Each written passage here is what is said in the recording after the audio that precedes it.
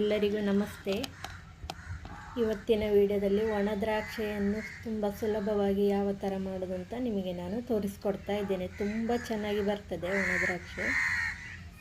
ಒಣ ದ್ರಾಕ್ಷಿ ಯಾವ ಥರ ಮಾಡೋದು ಅಂತ ನೋಡೋ ಬನ್ನಿ. ನೋಡಿ, ನಾನೊಂದು ಪಾತ್ರೆಗೆ ಸ್ವಲ್ಪ ಉಪ್ಪನ್ನು ಹಾಕಿ ಈ ದ್ರಾಕ್ಷಿಯನ್ನು ಹಾಕ್ಕೊಳ್ತಾ ಇದ್ದೇನೆ. ನಾನಿಲ್ಲಿ 2 kg ದ್ರಾಕ್ಷಿ ತಗೊಂಡಿದ್ದೇನೆ ಒಣಗಿಸಲಿಕ್ಕೆ. ನೋಡಿ, ಇದನ್ನು 3-4 ಸಲ ಚೆನ್ನಾಗಿ ತೊಳ್ಕೊಳ್ಬೇಕು.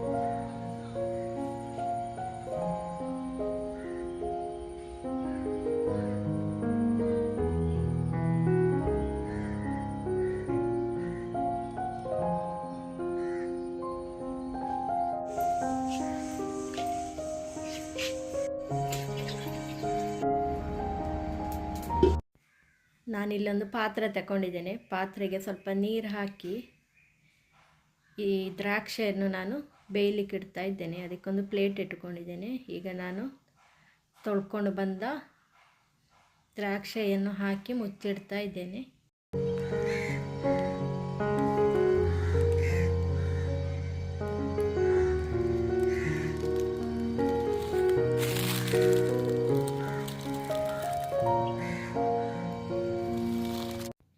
ಈ ದ್ರಾಕ್ಷಿಯನ್ನು ತುಂಬ ಬೇಯಿಸೋದು ಬೇಡ, ಸ್ವಲ್ಪ ಸೆಕೆ ಬಂದರೆ ಸಾಕು.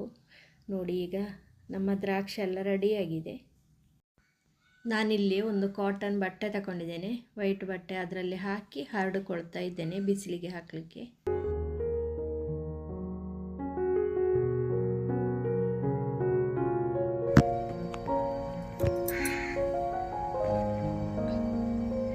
ನೋಡಿ, ಬಿಸಿ ಇದೆ ದ್ರಾಕ್ಷಿ. ನೋಡಿ, ಬೆಂದು ಹೊಡಿಬಾರ್ದು, ಈ ಥರ ಇರಬೇಕು. ಕುದಿ ಬಂದರೆ ಸಾಕು. ನೋಡಿ,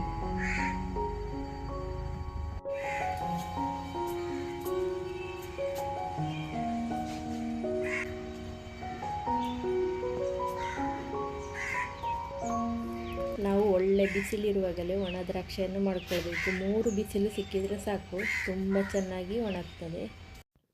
ದ್ರಾಕ್ಷಿಗೆ ಸ್ವಲ್ಪ ರೇಟ್ ಕಮ್ಮಿ ಇರುವಾಗ ನಾವು ತಂದು ಒಣ ದ್ರಾಕ್ಷಿಯನ್ನು ಮಾಡ್ಕೊಳ್ಬೇಕು. ಎಷ್ಟು ದಿನ ಬೇಕಾದರೆ ಇಟ್ಟುಕೊಳ್ಬೋದು ನಮಗೆ.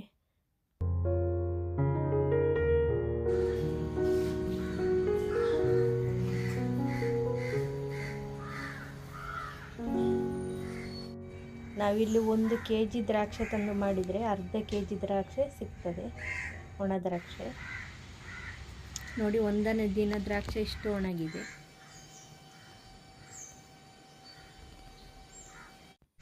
ನೋಡಿ, ದ್ರಾಕ್ಷಿ ಎಲ್ಲ ಒಣಗಿ ಸಿಕ್ಕಿದೆ. 3 ದಿನ ಒಣಗಿದೆ ದ್ರಾಕ್ಷಿ. ನೋಡಿ, ಹೀಗೆ ನಾವು ಕೈಯಲ್ಲಿ ಹೀಗೆ ಹಿಡಿತೇವಲ್ಲ, ಆಗ ಪಸೆ ಏನಿರಬಾರ್ದು. ಪಸೆ ಇದ್ದರೆ ತುಂಬ ದಿನ ಉಳಿಲಿಕ್ಕಿಲ್ಲ. ಚೆನ್ನಾಗಿ ಒಣಗಿಸ್ಬೇಕು ಅದನ್ನು. ಒಂದು 3 ದಿನ ಬಿಸಿಲು ಸಿಕ್ಕಿದರೆ ಸಾಕು, ಚೆನ್ನಾಗಿ ಒಣಕೊಳ್ತದೆ ಅದು. ಅಂಗಡಿಯಿಂದ ಕಲರ್ ಹಾಕುವ ಒಣ ದ್ರಾಕ್ಷಿಯನ್ನು ತಂದು ತಿನ್ನೋದಕ್ಕಿಂತ ನಾವು ಈ ಥರ ಮಾಡಿ ತಿನ್ಬೋದು. ಹಾಗೆ ನೀವು ಈ ಥರ ಒಣ ದ್ರಾಕ್ಷಿಯನ್ನು ಮಾಡಿ ನೋಡಿ ಅಂತ ಹೇಳ್ತಾ ಇವತ್ತಿನ ವಿಡಿಯೋವನ್ನು ಮುಗಿಸ್ತಾ ಇದ್ದೇನೆ. ಇನ್ನೊಂದು ರುಚಿಯಾದ ಅಡುಗೆಯೊಂದಿಗೆ ಮತ್ತೆ ಬರ್ತೇನೆ. ಎಲ್ಲರಿಗೂ ಧನ್ಯವಾದ.